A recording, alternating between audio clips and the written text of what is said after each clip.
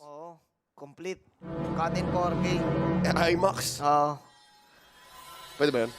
pwede yun. IMAX 4K. IMAX 4K. Sobrang Sa taas. kanila ng- pwede. Sobrang taas na siguro. Sa kanila pwede. Alright, here we go. Game Ultra number gig. 2. Match point. 10-second clip. Mga 2 gigs. 2 gigs Hindi, na. 2 terang. Oo, tutera na agad 10 second. Here we go. Oh, same sila ng clearing speed ah.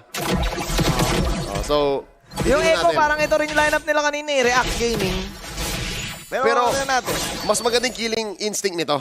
Kaysa yung Minotaur. Kasi no? pag nag-full barrage, all in si Daddy Benny doon. Oo. Tsaka yung damage ng Iksha, kaya yung Bruno.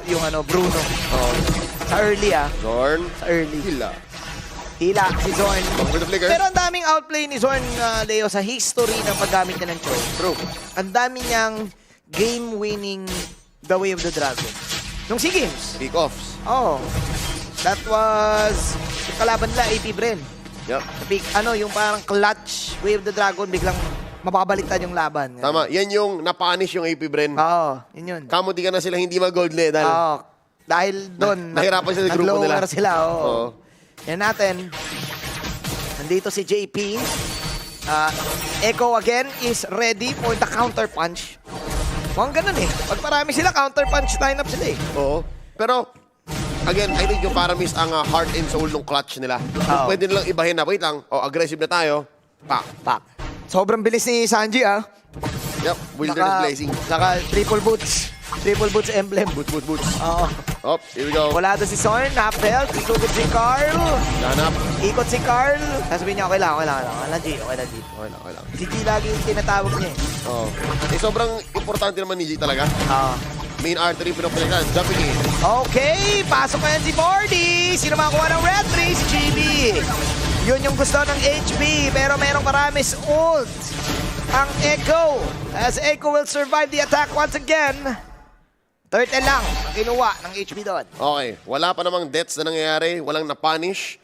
Pero clear win for HB. They get resources, they get XP. At ngayon makakalamang sila ng konti, mga 100, 200 gold. So yung lineup ng HB, parang hirap din matayin. Leo. Oo. May black shoes, meron ka pang lifesteal ng Lapu-Lapu. So, yung damage, goods din. Yung survivability, goods din. Pero, nakikita ko, marami silang engagements like that one, yung sa Turtle, na walang mamamatay. Oo nga. Kasi tinan mo, wala silang totoong finishing blow. The finishing touch. Lahat ng damage nila parang, unti-unti. oo. Diba? Unti-unti. Yung- Except siguro already na si Rexel. Oo nga, no? Yung burst nila, hindi doom.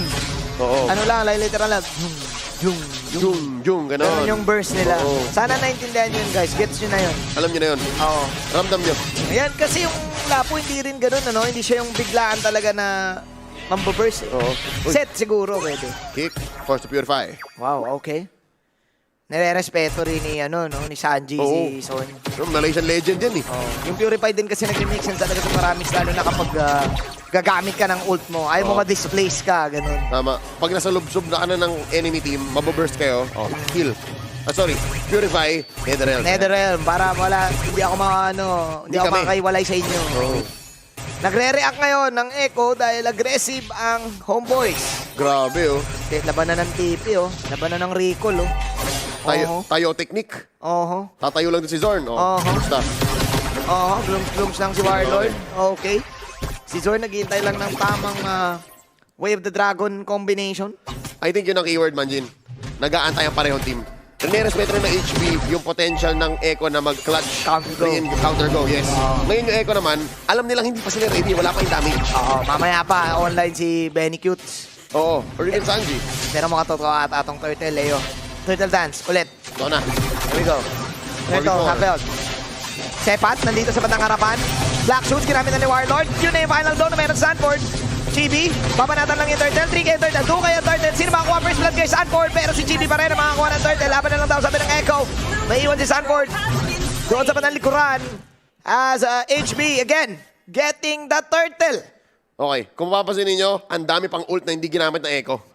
Tinipid. Pare-pareho tayo, guys. Nagtataka bakit. Tipid tips, parang tayo lang pag nagtitipid. Tipid tips. Pero, kakasunod lang. Oo nga, no? Pero, ayun. Anyways. Only Echo knows. Oo. And only Echo can describe, can explain kung bakit ganon. Pero nakakuha nga naman sila ng kill.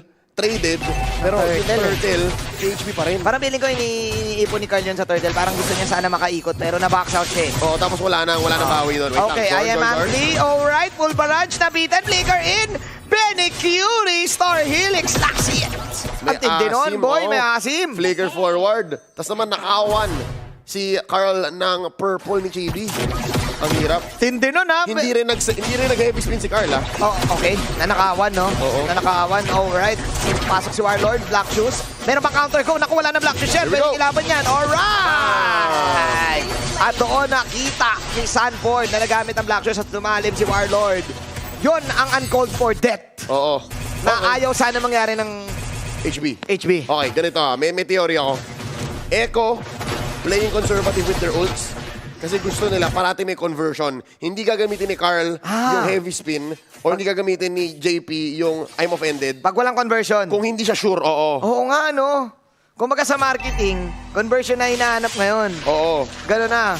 May sales na, kumbaga. Sure ka bang bibili ng tao yan? Oo, sure ka ba? Yan. Yun yung, kaya, ano, hindi nila basta-basta ginagamit agad, no? Talagang calculated. Si Zorn ngayon, susubok. Wave the Dragon. Pero mas maganda ata ang final blow. Nandito si na Warlord with the Glooms. Pero naman normal lang ng volley shot. Dito, si Ryzel na magamit ngayon ng Netherrealm Sanji. Buhay ang pupuna ng Echo. Papasok pa ba si Chibi? Nagpato na naman ng shield. Nandito si Warlord. Merong shoes. Maharap sila. Warlord and Sanji. Bursters. Plus the Glooms. Oh, grabe naman yung mga sidestep Sanji.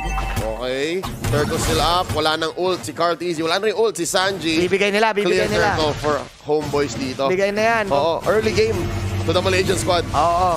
Medyo kumakati din si Ryzel, Kuya Leo, ha? You need to respect the balls. Mas mabilis mag-scale ang isang Bruno kaysa Isha in this case. Oo, in this case. Tsaka yung vision na nabibigay ni Sean, kaya nakakapagpagaling. Good sa good yung homeboys, eh. Grabe naman si Sepat. Oo, magpo-poke lang yan kasi sinusubukan nilang kunin yung purple.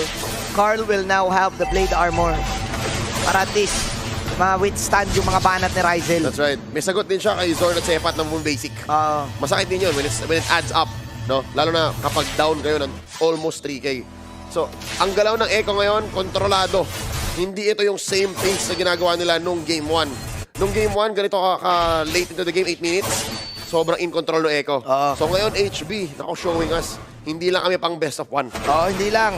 Kala nyo may curse, ha? Pero HB lagi nagsisimula ng laban, eh. May action time na naman ng Echo dito. Tingnan natin kung makakapag-ultimate sa JD na meron siyang passive. Naku, walang Netherrealm ng Echo dito. Kailangan natin na mag-back. Pero hindi, nasa loob sila ng Torre. Kaya palag-palag na to. Heavy spin. Benny Cutie. Makakuha ng isang kill. Habulin ngayon si Benny Cutie. Wala siyang dash. Pero laban lang dahil meron pa Netherrealm. Makapag-full barrage pa ba? Hindi na kailangan dahil wala na rin cooldown. Laban na lang si Ryzel dito. Sanji, nandun. Wala na siyang passive. Dual beam. Star Helix. Laban lang para dito kay Benny Cutie. 10 bits yung damage. 143. 144 na rin kasi nga nag-passive si Sanji. Alright. Kita ko yung intent ng Echo. Kita ko yung long-term plan nila. Sana, ang plano nila, okay lang, sige, may passive ka. Patagalin natin yung laban. Wawipe out natin to. Oo, kasi di umabot. Kaso hindi umabot. So ngayon, kita natin yung Echo, hindi rin sila pang may crewhan lang. Hindi sila yung pang short-term payoff. Oo. Gusto nila sana, yung laban na to, hindi lang yung dito yan eh. Oo. May bawi tayo. And so far, sabi ni HB, hindi. Wag. Lamang na kami, didiretsuhin namin to. Ang ganda nung kits ng lineup ng HB kung iisipin talaga. May damage at may survivability. Oo. Ang taas ng burst, ang taas ng penetration dito, boy. Ngayon, hindi na bug talaga. Bug-boom. Bug-boom. Oo. May follow-up eh. May follow-up. Hindi magastos pa. Kasi bumibasic na si Ryzel. Echo needs to pull off one hell of a combo Right. para makuha nila yung lineup na gusto nila. Okay, tinulak. Sino tong tinulak na to? Si Sepat. Sepat. Pero makunat yung Sepat. Dual beam coming in para kay Benny Cutie. Makakill. Sinimakin yung Lord pala yun. Meron pa full barrage dito si Benny. Hinihintay natin. Full barrage. Pero sinasalulak ni Zorn. What? Sinalulang ni Zorn! Tumayo na si Zorn doon! Kailangan si Sepat Sepat. boy Sepat pa. dito kaya killing spree naman si Warlord. Umiikot na si GB. Pumake lang. Ka-chow out. Homeboys will get an objective dun sa nangyaring laban. And a show of dominance. Sobrang ahead ng HB na kaya lang nilang tanggapin right now yung full barrage ni Benny. Full yun, ha? Full na full. Hindi yun half barrage kasi talagang hinintay niya matapos. Hindi siya 3/4 barrage. Oo, Hindi siya 1 point. 1 point barrage. Full. Full barrage. So kailangan pa ng penetration ni Benny dito, boy. 10 bits pa yung damage. Maikling salita, kulang pa ng item si Benny. Kulang. Oo nga. Tama. 6K gold, 10 minutes in. 10 bits production. Kailangan niya pa ng 2 core item. Oh, Promise. ibig sabihin, ba't ang kunat ni Sun dun? Tingnan natin. I think he has full physical defense. Naka-dominance ice. Sa totoo lang, si Sanji lang naman ang magic damage ng Echo eh. So, Oh, tas yung, incentivize siya na bumulang ng Mag-armor. full armor. yung damage ni Sanji pa, hindi yan yung burst type niya eh. Oo. Yun na DPS yun lang eh. DPS lang yun eh. DPS lang yan eh. So, kaya-kaya niya. Grabe yung So, ngayon, HP ah. all HP to boy. All HP. Ang hirap. Para bumawi ang Echo, they have to extend. They have to make the game last. Siguro until 15 minutes na walang masamang nangyayari. Kailangan magstay sila, mag-survive sila dun sa attack na gusto Oo. ng Homeboys. At hindi na rin nagpipilit yung Homeboys, hindi kagaya kanina na Disiplinado to. oo, agresibo sila. This time, calculated na sila eh. Controlled. Trained fighter. May onting damage si Sanji ah, may lightning truncheon, may kuryente. Yan, nabuff yung item na yan recently. So, ang maganda dito, gamitin yon and focus it on defending the base. Pero mahirap ha. Again, but easier said than done to. Trapped sa loob ng base ng Echo. Saan sila pupunta? Wala silang no choice. Wala sila no choice. Yun yung mahirap kung wala ka ng choice. Nawalan ka ba ng no choice? Sa totoo lang, wala naman silang nagawang wrong mistake. Talagang ganito lang maglaro HB. Oo. Ang galing ng HB. Nabasa lang yung sitwasyon. Ang ganda ng drop ng HP dito para sa akin. And Echo, medyo nag-all-in sila dun sa full barrage heavy spin combo. Kailangan may mahuling 4 or 3 heavy Para spin. maging worth it. Para maging worth it yung full barrage. Full yun eh. Ganito. Tumayag na akong kahit dalawa lang. Kahit dalawa lang. Ganun ka behind yung Echo na kahit dalawa lang mapatay nila, okay na. Tsaka hindi ganun kataas yung deaths ng Echo ah. Ano lang, macro-wise kasi... Tinitrade lang. Tinitrade lang eh. Oo. Tsaka wala silang catch talaga eh. Si Carl lang yung catch. Si JP, di rin pwedeng kumatch. Counterplay din yan eh. Oo. Nagharap ng angulo. Oo. Pero yung HP kasi yung gulo nila eh. Yun, wordplay. Oo. 4-6. Alam kong nanonood ang mga orcas. At hinahanap na nila dito yung isang matinding combolicious combination. Dabawi. Oo. Dabawi of a century. The Bow with the Century ng Echo, pero masakit talaga damage ni Ryzel. Nandito pa si Warlord. Sinisepat lang talaga. Kaya nga Sepat pangalan niya, feeling ko eh. Sa totoo lang, yung laro ni Sepat, hindi lang pan Sepat eh. Oo eh.